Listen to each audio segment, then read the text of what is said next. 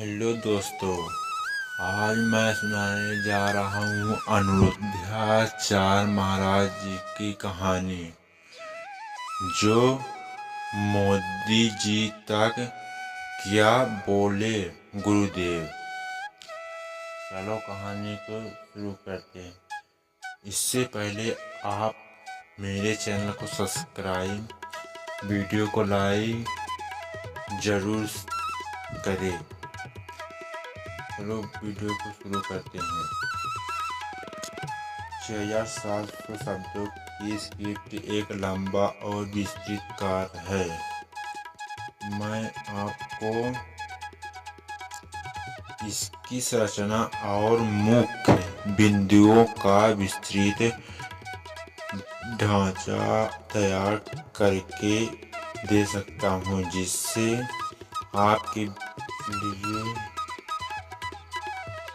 इसे पूरा करना आसान होगा। यह स्क्रिप्ट आंगनबाड़ी में भ्रष्टाचार, अनिरुद्धाचार्य जी के विचार और उन्होंने सेविका की बात प्रधानमंत्री मोदी जी तक कैसे पहुंचाई, इन सबको समाहित करेगी।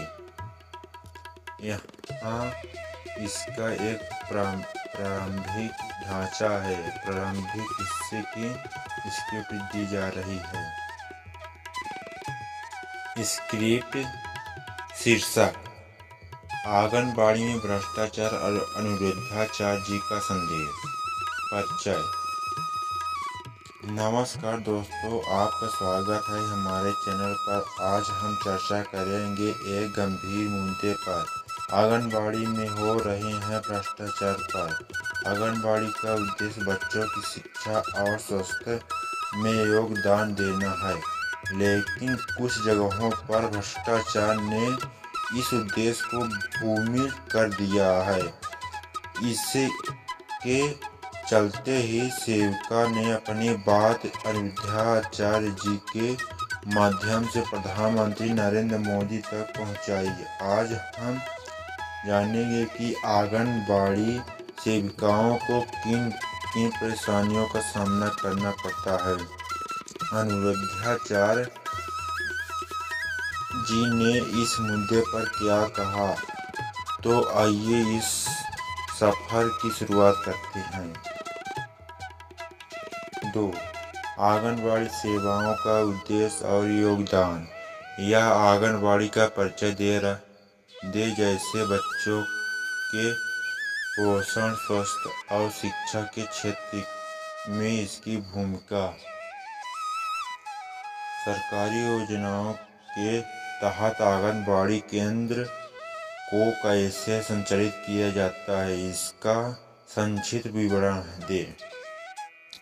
आंगनबाड़ी केंद्रों का उद्देश्य बच्चों को बेहतर स्वास्थ्य और शिक्षा प्रदान करना है। यह बच्चे अपना बचपन खेल खेल में सीखते हैं, स्वस्थ पोषण प्राप्त करते हैं। यह सरकारी योजनाओं का एक अहम हिस्सा है, जिसका लगभग समाज के निचले तबकों का पहुंचाया जाता है। अब चलते हैं तीसरे मुद्दे में, आंगनबाड़ी में भ्रष्टाचार के मुद्दे। यह भ्रष्टाचार के कारणों, इसके प्रभाव और सेविकाओं के सामने आने वाली चुनौतियों का विवरण दें।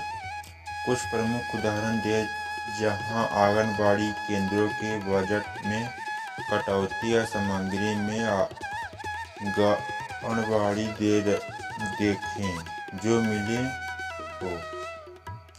कई जगहों पर आंगनबाड़ी केंद्रों में भ्रष्टाचार की घटनाएं सामने आई है। कहीं बच्चे को पोषण आहार में कमी, तो कहीं सामग्री की गुणवत्ता पर सवाल उठे हैं। इस भ्रष्टाचार के कारण बच्चों का स्वास्थ्य और विकास प्रभावित हो रहा है और सेविकाओं को उनकी मेहनत का उचित प्रतिफल नहीं मिल रहा है। अब चलते हैं चौथे मुद्दे पर, अनुरुद्धाचार्य जी का हस्तक्षेप। अनुरुद्धाचार्य जी ने इस मुद्दे को कैसे उठाया है, उनका इस विषय पर एक दृष्टिकोण था।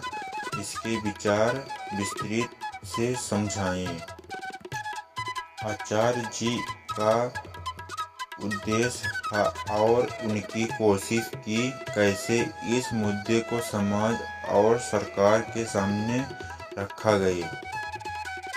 अनुरुद्धाचार्य जी का मानना है कि आंगनबाड़ी केंद्र बच्चों को विकास का पहला कदम है, लेकिन भ्रष्टाचार इस नींव को कमजोर कर रहा है।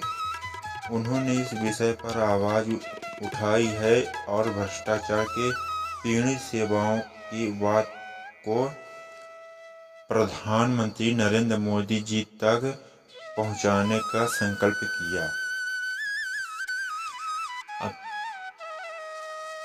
आप शुरू करते हैं 5वां, सेविका की शिकायतें और उदाहरण। सेविका की समस्याएं के वास्तविक उदाहरण देर जैसे उन्होंने वेतन समय पर नहीं मिला, सामग्री में कटौती या अन्य कठिनाइयाँ।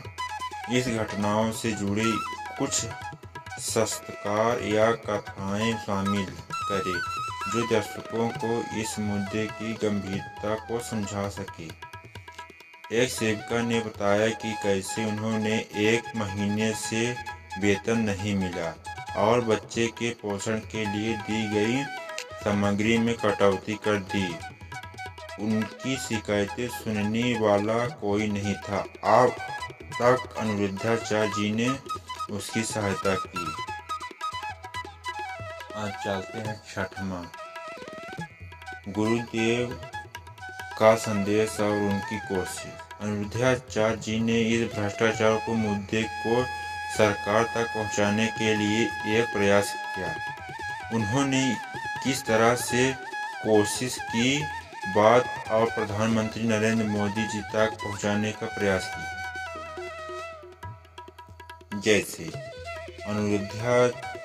गुरुदेव अनुरुद्धाचार्य जी का संदेश है कि बच्चों सेवा करने वाली सेविकाओं का सम्मान होना चाहिए और भ्रष्टाचार को जड़ से मिटाना चाहिए। उन्होंने इस विषय को प्रमुख मंचों पर उठाया और प्रधानमंत्री तक संदेश पहुंचाने का क्या किया।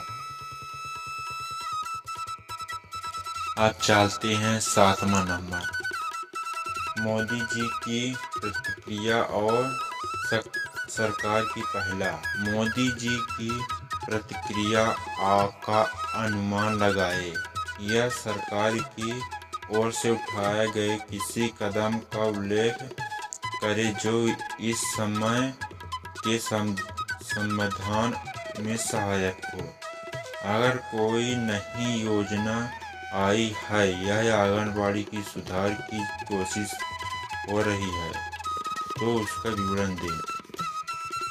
प्रधानमंत्री जी ने इस मुद्दे पर गंभीरता से विचार करते हुए अगर आंगनबाड़ी केंद्र में सुधार के लिए नई योजनाओं को लागू करने का भरोसा दिया। यह एक सकारात्मक संकेत है जिस सरकार का मुद्दे को पहला करने के लिए प्रतिबद्ध है। 8वां, निष्कर्ष और अपील। वीडियो का निष्कर्ष निकालने और दर्शकों से अपील करें कि वे इस मुद्दे के प्रति जागरूक रहें और इसके सावधान लिए सहायता दें। एक प्रेरणादायक संदेश देकर वीडियो को समाप्त करते हैं। दोस्तों, यह हमारी जिम्मेदारी है कि हम अपने समाज में चल जा रहे मुद्दों पर जानकारी पर जागरूकता रहे। समाधान के लिए अपने प्रयास जारी रखें।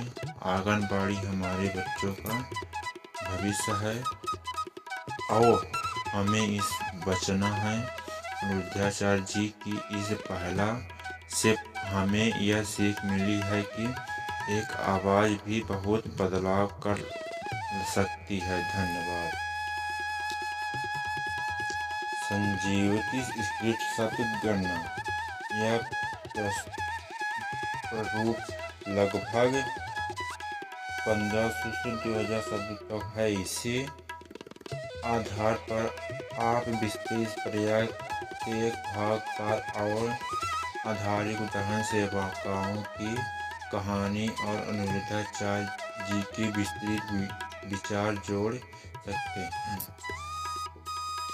थैंक यू दोस्तों, यही था आज की कहानी में। अगर कहानी जैसी हो, अगर अच्छी हो तो कमेंट करिए, नहीं हो तो और बनाने की कोशिश करूँगा। जैसे आप कमेंट करेंगे वैसे ही।